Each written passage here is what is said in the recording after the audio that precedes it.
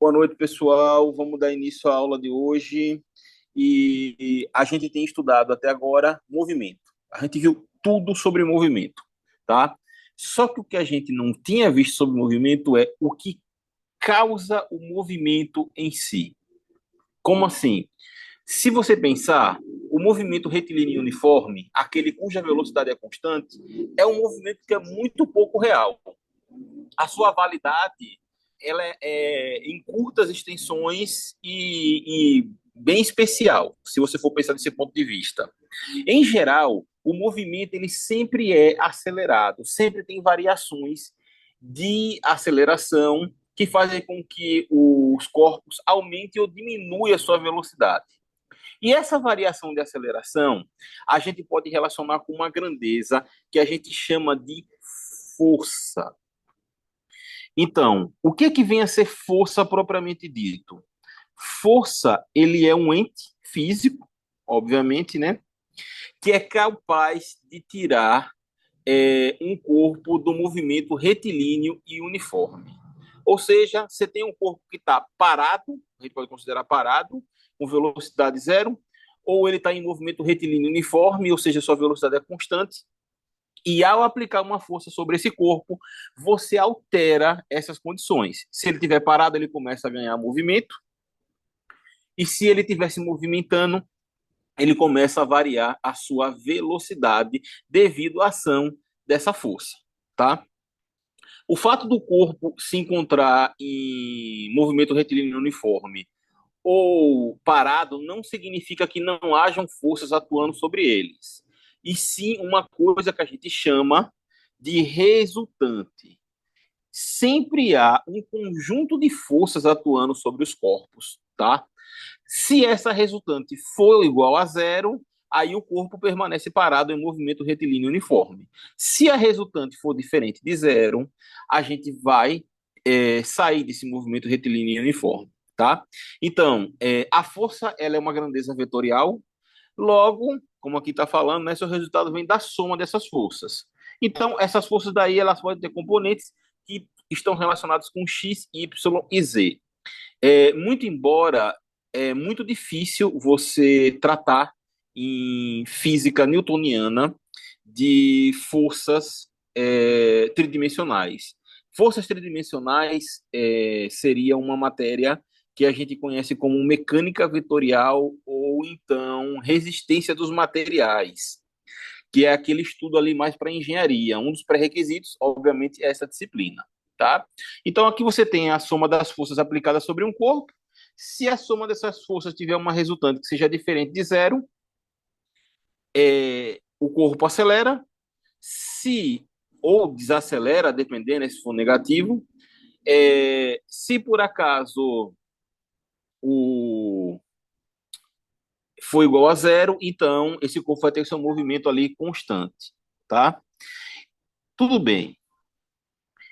Aí aqui a gente diz, né, quando o somatório das forças que atuam sobre o corpo é zero, a gente diz que essas forças estão em equilíbrio, tá? Então aqui, ó, se estiver em equilíbrio, o somatório de I1 a N de Fi, certo?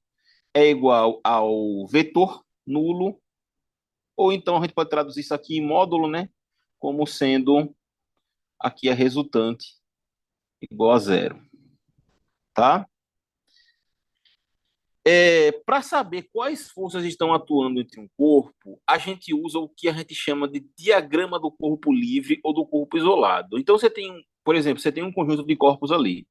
Vamos só pegar um pedacinho aqui rápido, adiantando aqui. Imagine que você tenha dois corpos, eles estejam ligados por um fio, certo? Para você saber quais forças estão atuando sobre esse corpo, você isola um desses corpos, certo? Você esquece o outro e você isola esse daqui, e aí você vai ver o conjunto de forças que está atuando sobre ele. É basicamente isso que ele está dizendo. Isso daí são essas definições de nomenclaturas que a gente usualmente já trabalha ele direto, sem pensar na sua definição ali propriamente dita.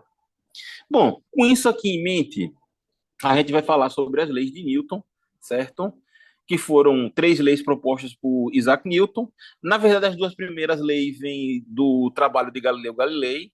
Ele só sintetiza isso, e aí vem com a terceira lei, que é deveras importante, e o cálculo fundamental lá no Princípio, né, que é realmente um livro que mudou o mundo, tá? E a primeira lei, ela fala justamente da ausência de força, ou seja, se um corpo ele está parado ou em movimento retilíneo uniforme, então não tem nenhuma força atuando sobre ele. É isso que está dizendo.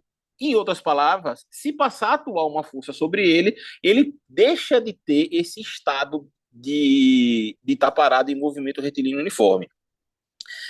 Com um diferencial aqui que é o seguinte: se ele tiver parado e ele passar a se movimentar, uma força é aplicada sobre ele. Porém, se não houver alteração da velocidade ao longo da trajetória, essa força daí, entendeu? Ela só ocorre no princípio do movimento, que altera a sua velocidade de 0 para v, mas logo após isso ele perde essa força. O movimento dele começa a se tornar constante. Então tem que se tomar cuidado com relação a isso.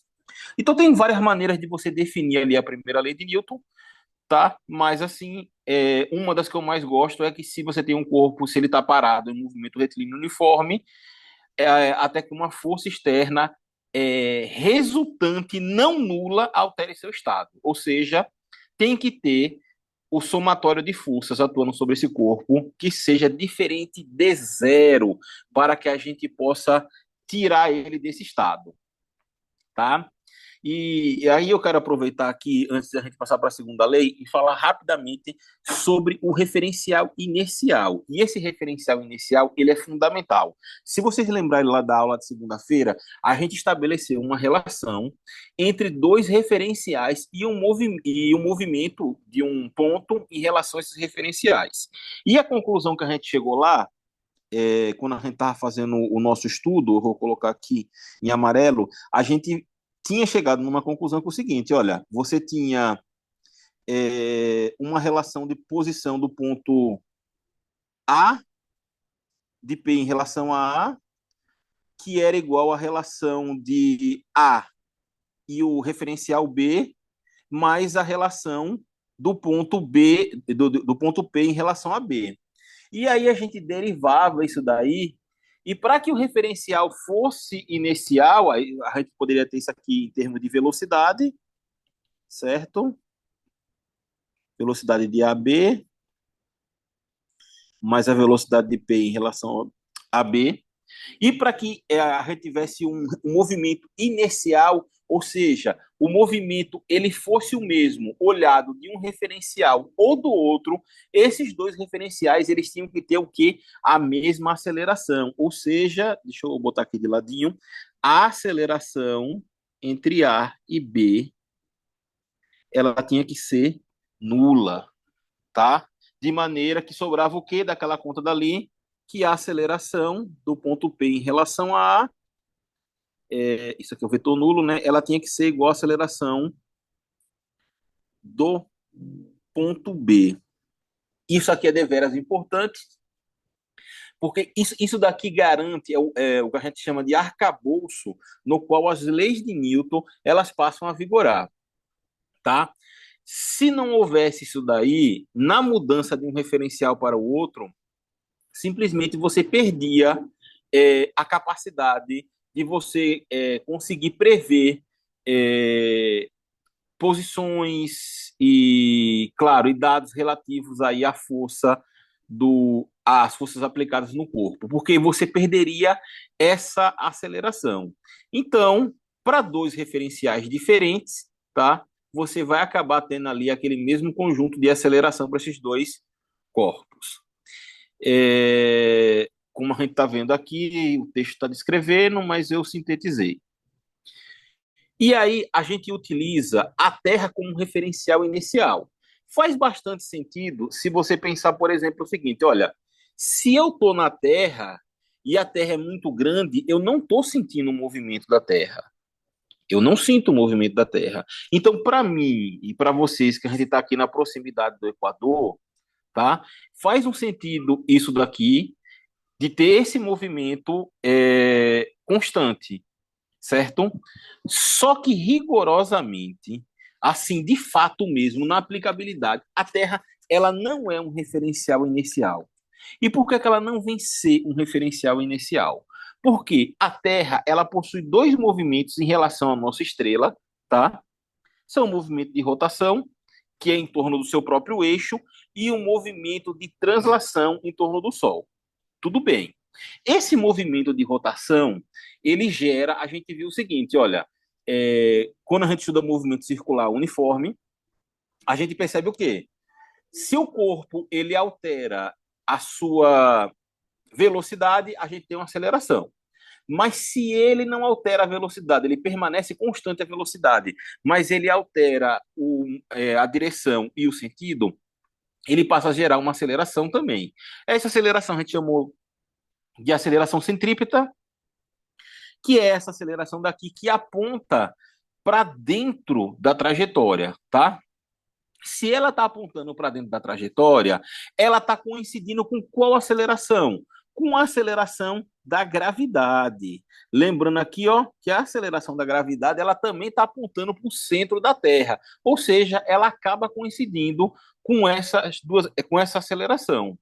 E aí a gente pode fazer uma continha bem simples. Eu posso calcular a velocidade angular do é, da, da rotação da Terra, por exemplo, no Equador, e a gente pode calcular a sua aceleração centrípeta também e ver se ela é realmente desprezível. Então, eu posso chegar aqui e colocar o seguinte: se vocês lembrarem lá da fórmula, a gente tinha o quê? Que a minha velocidade ou a minha frequência angular ela podia ser dada por 2π sobre o período. Aonde o período a gente definiu como sendo o quê? O período é o tempo necessário para que uma revolução seja feita no entorno daquele corpo, daquela trajetória, tá? E aí, qual é o tempo que leva para dar uma volta aqui na Terra? O tempo que leva para dar uma volta na Terra são 24 horas. E aí a gente pode chegar e fazer aquela conta. Eu posso colocar em segundos isso daqui, de maneira que eu teria 24 horas, uma hora tem 3.600 segundos, tá? Então seria 24 vezes 3.600 e a gente teria um total de segundos em um dia de 86.400. Então eu podia escrever isso aqui, ó, 2π sobre 86.400. Eu podia deixar esse valor aqui dessa maneira mesmo, tá? Radiano por segundo. Tá aqui a velocidade angular da Terra. Com isso aqui em mente, o que é que eu tenho? Eu posso pegar e eu posso calcular a aceleração centrípeta. Aí a gente viu lá na aula passada que a aceleração centrípeta, certo? O seu módulo, ele pode ser dado como? Como ômega ao quadrado vezes o raio. Que raio é esse que a gente vai aplicar? É o raio da Terra, tá? Então, a nossa aceleração centrípeta vai ser 2π sobre 86.400 ao quadrado vezes o raio da Terra, que é de 6,4 vezes 10 elevado a 6 metros. São 6.400 quilômetros. Isso daqui vai dar para a gente um valor aproximado de 0,034 metros por segundo. E aí a gente pode chegar e relacionar essa velocidade daqui com a velocidade da gravidade. A velocidade não, perdão. A metros por segundo ao quadrado, isso aqui é a aceleração, com a aceleração da gravidade. A aceleração da gravidade no Equador é de aproximadamente 9,8 metros por segundo. 9,87. Então a gente tem que a gravidade em módulo, certo? Ela é igual a 288,2, duas vezes maior que a aceleração centrípeta que a gente encontrou ali, tá? E aí você diz assim, ó, quase 300 vezes maior, Fernando. Então, a gente pode desprezar. De uma maneira geral, a gente poderia fazer esse desprezo. Porém, contudo, a gente vai ver que existe um conceito chamado de peso aparente, que depende muito ali da posição que a gente está e etc. Mas isso daqui pode ser desprezado. Porém, no rigor mesmo da física, a gente poderia utilizar de maneira que não que alterasse os resultados, sim, tá? De alguma maneira, ele alteraria um pouco esse resultado. E aí você chega e pergunta assim, tá bom, então o que seria um referencial inicial perfeito? Um referencial inicial perfeito seria, por exemplo, você pegar uma estrela muito distante. Uma estrela que está a anos-luz de distância da Terra. Ela está tão grande essa distância, tão grande, que o seu movimento ela praticamente acompanha o movimento do chão, a força que ela aplica é praticamente nula devido à sua distância, e aí seria um bom referencial. Mas na prática, a Terra serve como referencial inicial, só para a gente enfatizar aqui. Agora a gente vai falar aqui da segunda lei de Newton. A segunda lei de Newton é o contrário da primeira lei. E o que que vem a ser? Por que que vem a ser o contrário da primeira lei? Porque a primeira lei de Newton ela fala sobre a condição na qual o corpo não possui movimento ou aceleração. Ou seja, a resultante das forças que estão atuando sobre aquele corpo é zero. Nesse caso daqui, a segunda lei de Newton, ele vem de fato a definir esse conceito de força, porque a gente está aqui dizendo o seguinte, olha, o somatório das forças, eu vou colocar vetorial aqui, certo? Que estão atuando sobre um determinado corpo de massa m, vai ser o produto da sua massa vezes a sua aceleração. Na prática, a segunda lei de Newton vetorial é essa daqui. Em módulo, como é que fica? O somatório da força é igual a massa vezes a aceleração, tá? E o que é que ele fala aqui? Ele fala que o seguinte, olha, a aceleração de um corpo ela é proporcional à força que atua sobre ele e inversamente proporcional à sua massa. Basicamente, o que ele está dizendo aqui é isso aqui, ó, que é, então, ó, a massa é inversamente proporcional à, à força, certo? A aceleração, perdão, e, e a força é diretamente proporcional a esses dois entes aqui. Claro que a massa de um corpo ela é uma constante. E aqui a gente tem que tomar cuidado porque é o seguinte, quando a gente for estudar em física 1B o momento angular, a gente vai fazer umas definições sobre o momento de inércia. Por quê? Porque existe um momento de inércia que é a medida do corpo, a rotação do corpo, tá? Então, esse conceito, ele vem a ser o conceito rotacional da massa. Por quê? Porque o princípio fundamental da dinâmica, que foi feito ali por Newton e por Émile de Chatelier, eles perceberam o quê? Que essa massa ela é uma condição o qual ela é uma espécie de resistência ao movimento. E a gente pode traduzir isso de uma maneira bem simples. Se você tiver um gordinho e um magrinho que vão fazer uma corrida, certo? Supondo que eles tenham mesmas dimensões de perna e tudo, existe uma tendência de que o magro consiga correr muito mais veloz, certo? Do que o gordo. Por quê? Porque ele teria a menor massa e ele teria, ou seja, uma menor inércia, ou seja, uma menor resistência ao seu movimento. Então, essa massa, ela é uma resistência ao movimento, certo? E ela é também chamada aqui de medida da inércia de um corpo. E essa medida da inércia é realmente em relação ao movimento translacional, ou seja, o movimento de velocidade, tá? Por que que é isso? Olha só, Quanto maior a massa, maior a força necessária para que você faça o movimento com aquela mesma aceleração. Então, se eu pegar aqui e eu definir o módulo de uma aceleração como sendo a força sobre a massa, ele vai ter essa aceleração A. E por algum motivo eu dobro essa massa, para que eu mantenha essa aceleração aqui, o que é que eu tenho que fazer? Eu tenho que dobrar essa força. Se eu triplico a massa, para manter a aceleração, eu tenho que triplicar a força.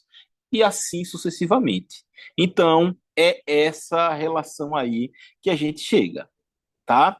Então, esse é um conceito, parece um conceito trivial, tá? Mas ele é muito importante, certo?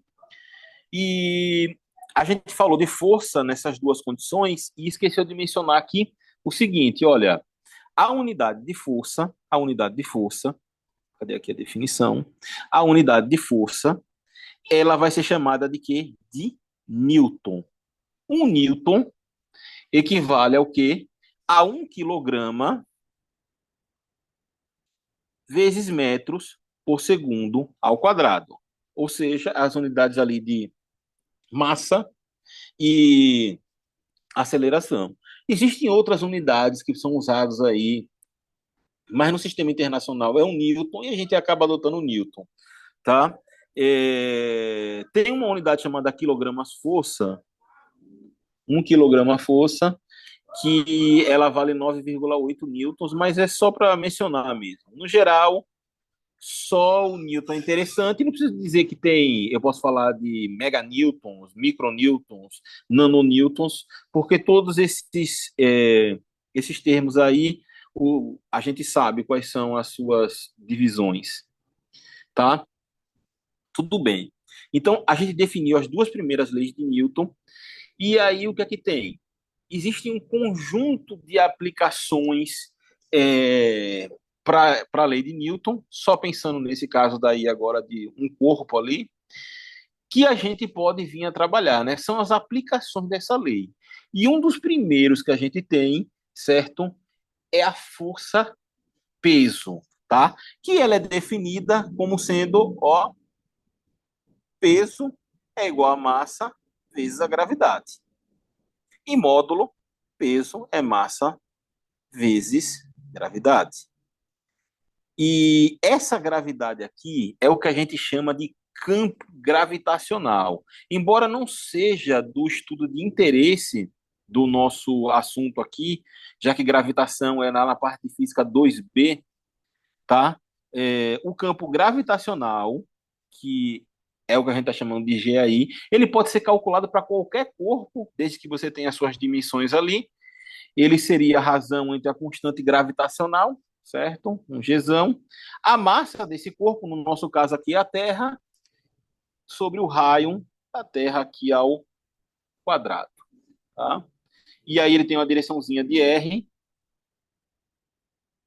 é uma maneira da gente expressar isso daqui. E tudo bem, a gente trata esse peso daqui como se fosse uma coisa constante. Por exemplo, você pode dizer, eu peso, eu tenho uma massa de 60 quilos, que não é o meu caso. Aí você diz assim, poxa, se eu tenho 60 quilos, então o meu peso são 600 newtons, aproximando ali a gravidade para 10. Em qualquer lugar da Terra que eu for, a gente vai ter esse valor. E na prática, isso daí ela não vai ser verdade. Por quê? Porque o movimento da Terra ele tem acelerações um pouco diferentes de acordo com a posição, tá? Então, se a gente pegar novamente aqui a Terra, como a gente tinha visto, o que é que a gente tem? Eu tenho aqui, ó, a aceleração centrípeta que a gente já viu atuando ali sobre o corpo, tá? E a gente pode fazer o seguinte, olha, imagine que você tenha numa determinada ali posição, certo? Atuando sobre o corpo, né, um conjunto de forças, incluindo essa aceleração que a gente já tratou de dizer que ela é desprezível. Então, a gente poderia escrever o seguinte, olha, o somatório das forças que estão atuando sobre um determinado corpo, tá? Vai ser igual a massa vezes a aceleração. Entre essas forças que estão atuando sobre o corpo, a gente vai ter ali, ó, o corpo está paradinho no equador. Então a gente tem o quê? A gente vai ter o peso, certo?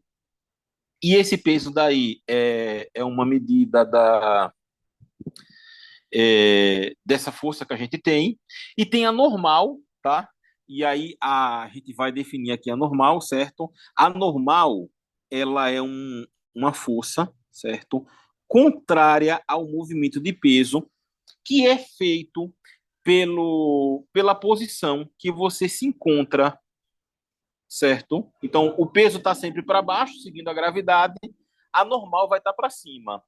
E aí o seguinte, se não há deformações no local onde você encontra, a gente trata de que maneira? De que o peso ele é igual a normal. Então a gente pode fazer essa relação. Então, imagina o seguinte, ó, você tem aqui, ó, o bloquinho, ele está aqui no Equador, tá? Vamos supor, esse bloquinho daqui. Ele se encontra no Equador. Se ele se encontra no Equador, o que a gente vai ter aqui? A gente vai ter sobre ele o somatório da força, que vai ser um conjunto aqui. E aí tem um detalhe, olha só. É, se ele está paradinho ali, não tem nenhuma aceleração atuando sobre ele está parado. Se ele está parado, eu posso dizer que a única aceleração que está atuando sobre esse bloquinho ali no Equador é a aceleração centrípeta. Então vamos lá. Eu pego esse bloco daqui e olho ele aqui. O que é que eu tenho sobre ele? Eu tenho, eu tenho aqui, ó, peso para baixo, normal para cima, certo? E eu também teria como resultante atuando sobre esse corpo uma outra força, tá? Uma outra força aqui, que é a força centrípeta. Então, qual é a minha aceleração aqui resultante? É a aceleração centrípeta. E aí eu poderia chegar aqui e escrever, ó, mg, que é a minha força-peso, já estou colocando em módulo, tá?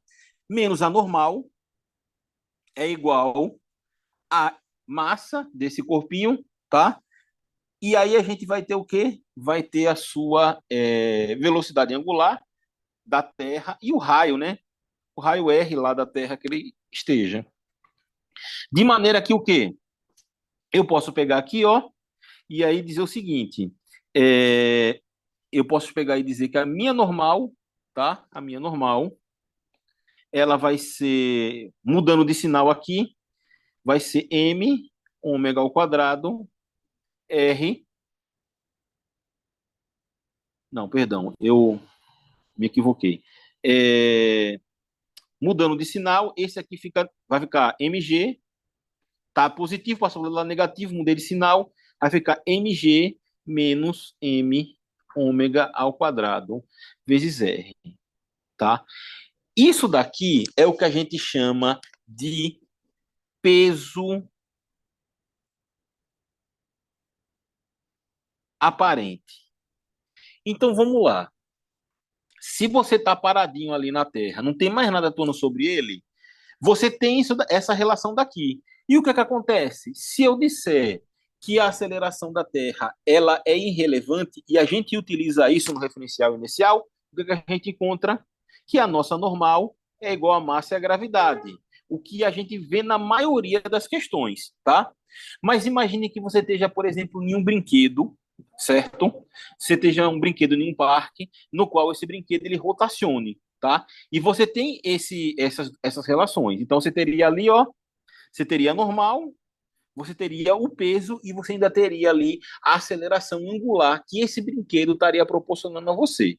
Por isso que a gente chama isso daqui de peso aparente, tá? Se você tiver sobre a Terra, você pode desprezar e você encontra essa normal aqui. Vamos aqui falar tração. Vou falar bem genericamente sobre isso daqui. Tração, ela está relacionado a fios, certo? Sempre que você tiver fios ligados a um determinado corpo ou um conjunto de corpos, você vai ter uma tração, tá? Então, o seguinte, olha só, quando a gente estiver tratando aqui da física newtoniana, a nossa atração, eu vou chamar aqui o seguinte, olha só para o fio aqui, eu tenho, eu vou dizer que eu tenho uma força F que está puxando esse corpo aqui, tá?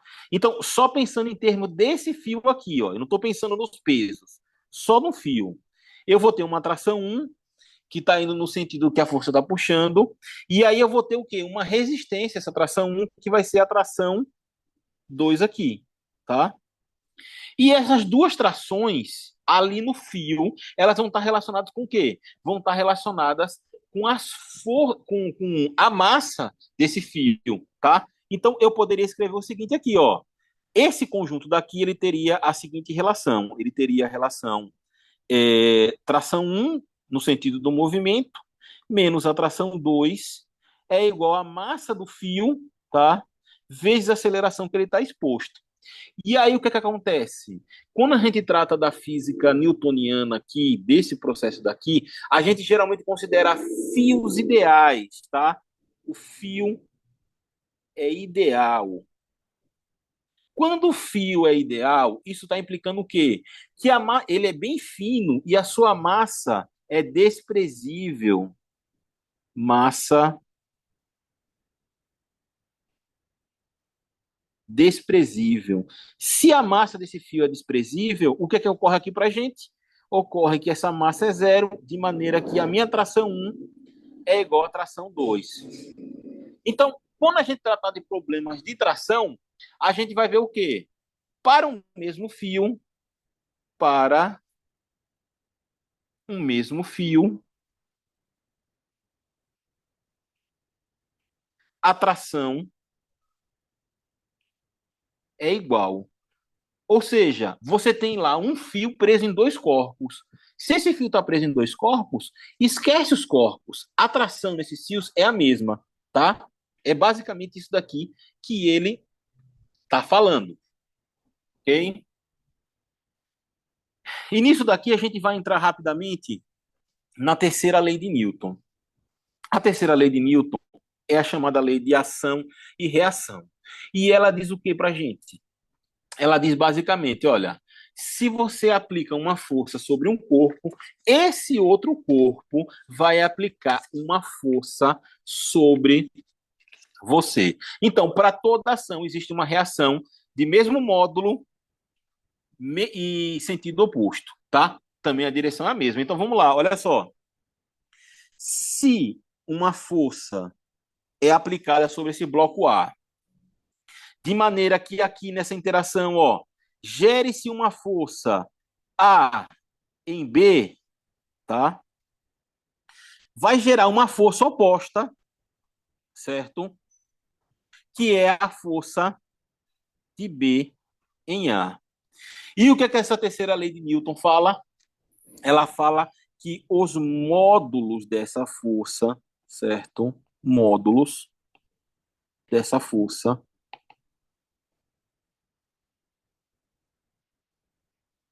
são iguais. Agora, o sentido dessas forças é diferente, tá? Então, a gente relaciona dessa maneira. Essa aqui, a terceira lei de Newton, é uma lei muito importante. Muitos dos casos que a gente vai trabalhar estão relacionados com ela. E aqui tem um detalhezinho de uma coisa importante que já caiu em concurso, inclusive. Caiu no concurso da Petrobras de 2016, isso daqui. Você tem peso, você tem normal. O conjunto peso e normal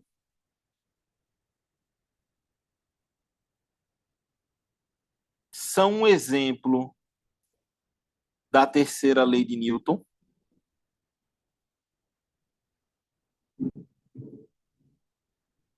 Verdadeiro ou falso?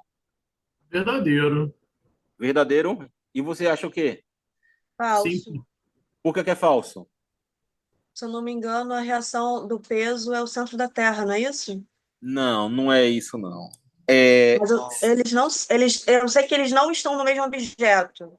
exatamente. Essa é que é a questão. A terceira lei de Newton só vale para objetos diferentes. O conjunto peso e normal está aplicado sobre o mesmo objeto, tá? Então, elas não constituem um par ação e reação. E eu vou confessar uma coisa aqui entre nós.